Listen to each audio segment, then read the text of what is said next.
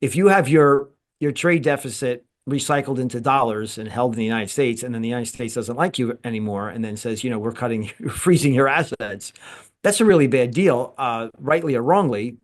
So the calculation is, hey, let me hold my savings in gold rather than dollars. So those three functions, I think, are really placing a strong bid, and an enduring bid in gold, and I think it's going much higher over the years. Gold surged to a record high of $3,057 per troy ounce last week, driven by strong investor demand, according to a commodity analyst at Commerzbank.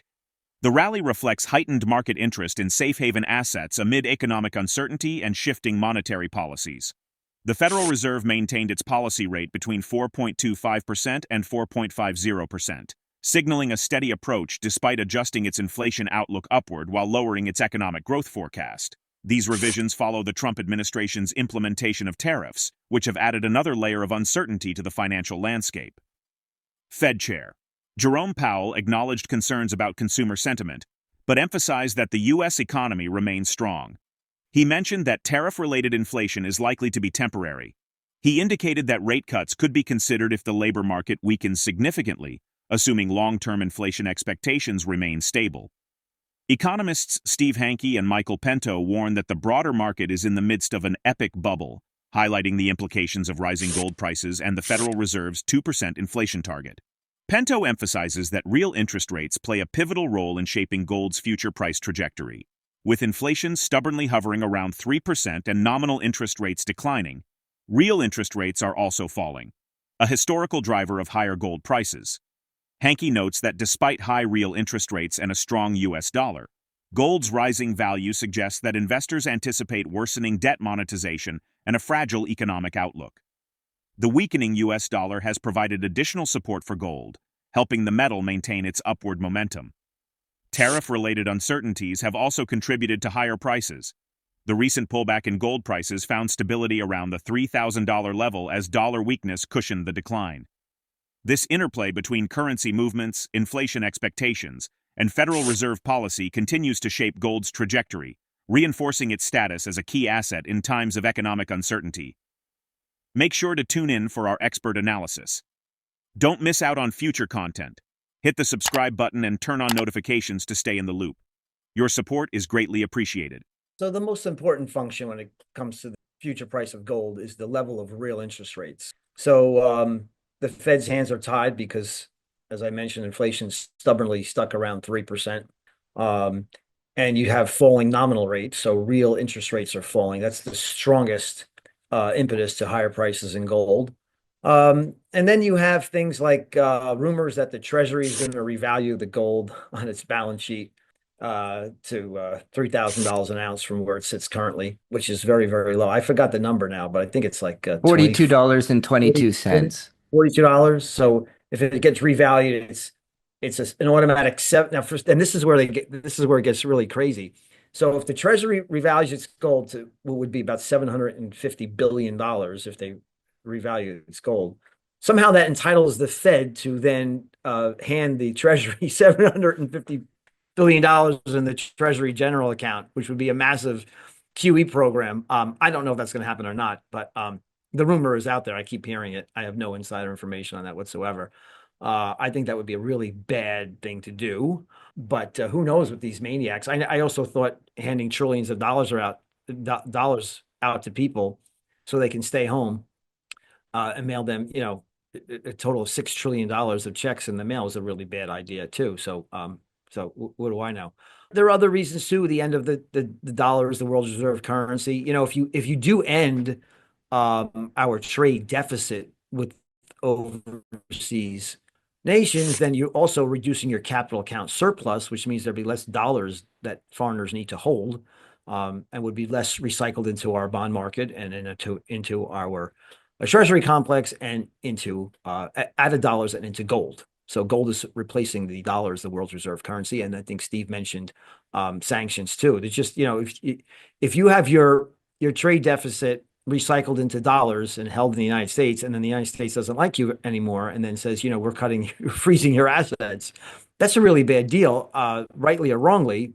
So the calculation is, hey, let me hold my savings in gold rather than dollars. So those three functions, I think, are really placing a strong bid and an enduring bid in gold, and I think it's going much higher over the years. So one thing Michael said that's interesting. Well, he said a number of things that are interesting. One thing is that the real interest rate coming down, of course, gives wind to the sail of the bull market. But thinking about it, the real interest rate, we've had the bull market running up in the face of a lot of headwinds from high real interest rates and a record strong U.S. dollar. A strong dollar is usually a huge hindrance to gold, and so are high real interest rates. But in the face of those two headwinds, gold has actually gone up. I think that's a great point, Steve. So that shows you, I mean, you don't disagree that falling real interest rates are great for gold. Oh, I totally agree. Yeah. So that means I think the gold market is like all markets is a forward predictor, and I think that these massive deficits, you have $2 trillion deficits in peacetime and in prosperity with near record low unemployment rate and record tight spreads, credit spreads at record tight spreads.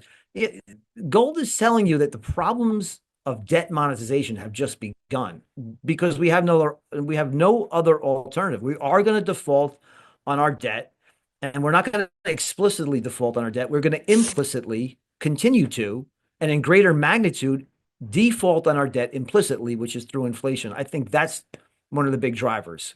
A protracted driver of the price of gold is that we just have a deficit that's 2 trillion. The debt is 36 trillion, 125% of GDP and rising. There's no way around it but to monetize that debt, and that's a sustainable bull market in gold. The Federal Reserve concluded its two-day policy meeting on Wednesday with a downgraded outlook for economic growth, lowering its estimate for gross domestic product this year to an annualized gain of just 1.7%. Excluding the COVID-induced downturn in 2020, this would mark the slowest growth rate since 2011. At the same time, Fed officials raised their forecast for core inflation to 2.8%, which is significantly above the central bank's long-term target of 2%. However, they still anticipate reaching that level by 2027. The combination of slower growth and persistent inflation has reignited concerns about stagflation, a scenario not seen since the early 1980s. While most economists do not expect a full-scale return to that era, the rising probability of such a policy dilemma puts the Fed in a challenging position. Policymakers may be forced to choose between stimulating economic growth and tightening policy to control inflation, two competing objectives that could complicate future rate decisions. Amid these concerns, economists SteveHanke and MichaelPento have criticized the Fed's inflation target, arguing that the widely accepted 2% goal lacks a solid foundation. They point out that this target was arbitrarily adopted from New Zealand's Reserve Bank in the 1990s. According to them, proper price stability should mean zero inflation rather than a persistent 2% rise in prices. If stability is the ultimate objective, they argue, targeting 0% inflation would make more sense than maintaining an artificial positive rate. Let's get back to the interview. They never predicted the inflation that we recently had or the decline that we've had. And Michael's right. There's still in this old Phillips curve model with a little more fancy stuff added to it with post-Keynesian models that don't even include a monetary aggregate. Now that gets down to where I'm coming from. In terms of national income determination, the only thing that really counts is the quantity theory of money. Changes in the money supply eventually will transmit themselves into changes in asset prices, changes in real economic activity, and changes in inflation. And that's with long and variable lags. So if we look at what's happened recently, first the Fed gooses the money supply. We eventually get a lot of inflation. Then they panic because they're looking at contemporary data. They see the inflation's getting hot. They throw things into reverse. And since the summer of 2022, the stock of money in the United States is actually less today than it was in the summer of 2022. Now, that kind of contraction's only happened 4 times since the Fed was founded in 1913, Jesse. And each time, a recession ultimately followed. Actually, one of the 4 times, the Great Depression followed. The Remember, that was a big one. From 29 to 33, the money supply actually collapsed by 38%, and bang, we went down. So where are we with what's baked in the cake? In other words, this year, what happens in terms of inflation is something that's a function of what happened to the money supply a couple of years ago. And a couple of years ago, it was what? It was going down. So I anticipate that the headline inflation will actually come in at 2% or maybe even a little below 2% this year. And that doesn't have anything to do with other things going on contemporaneously in the economy. It's something that happened in the past with the money supply. Now, as far as the inflation target goes, the inflation target, remember, the Reserve Bank of New Zealand put in the inflation target formally for the first time, I think in 1991, if my memory serves me correctly, and it was 2%, and everybody else just copied 2%. It's an arbitrary number. If I was having a number, I'd have zero. Exactly.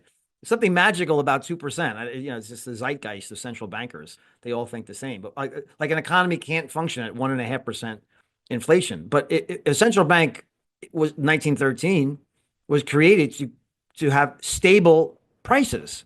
Stable prices, in my mind, means 0% inflation, not 2. And certainly not 9, and certainly not 18. If you measured the inflation pre-Boskin Commission, that's what we had, 18, 19% inflation for several years post-COVID. So this is when the Fed was boosting home prices up 20% year after year, buying mortgage-backed securities all the way to March of 2022. Talk about an asinine model that really needs to be overhauled. So me and Professor Hanke agree 100%. There should be, if there's going to be an inflation target, it should be 0, not 2. How about having how about we lock the doors on the Eccles building and have the cost of money be a function that is based on free market? So the supply of savings versus the demand for money. And then we can make the base money supply, or high-powered money, which the Fed controls directly, make that a function of the mine supply of gold, which never rises more than 1.5 or 2% per annum. So you keep base money supply under wraps, you have a market-based interest rate, and we won't have these bubbles any longer, or these massive bouts with inflation and boom-bust cycles and depressions. And if we do have a business cycle contract, it'll be short-lived, very truncated, and shallow, because we won't have these massive excesses that we've engendered today through our central bank profligacy. Gold's sustained rally underscores its role as a critical asset in an environment of economic uncertainty and evolving monetary policies. As inflation concerns persist and growth forecasts weaken, investors continue to seek refuge in precious metals. The ongoing debate over central bank strategies and interest rate policies highlights the delicate balance between financial stability and market forces. Should monetary authorities reconsider long-standing inflation targets to better align with modern economic realities, or does the current approach provide necessary stability? Share your perspective in the comment section. If the video resonates with you, join our community by subscribing to our channel and enabling notifications with the bell icon. Thank you for being a part of our community.